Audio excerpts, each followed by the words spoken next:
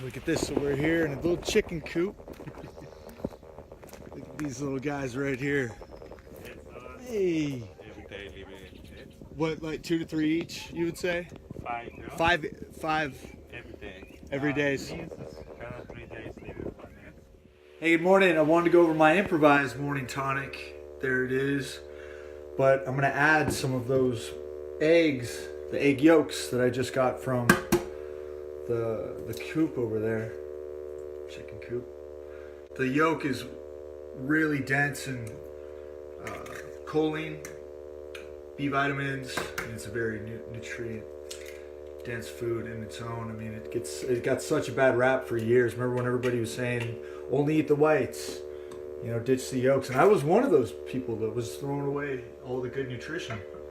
The thing is, especially because I just got these locally, just crack the middle, and I'm gonna save the whites. I'll cook up the whites a little bit later. I don't do this too often, but the fact that there's a chicken coop right close to me, figured I'd take advantage. Got what, 7, 8 of them. But I'm only gonna do what, 5 yolks, 4.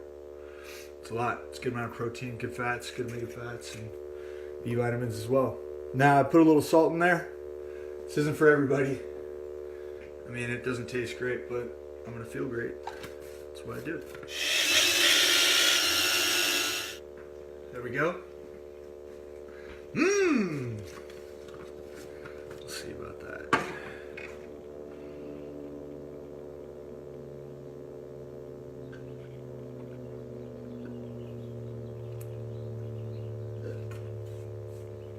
It's actually not bad,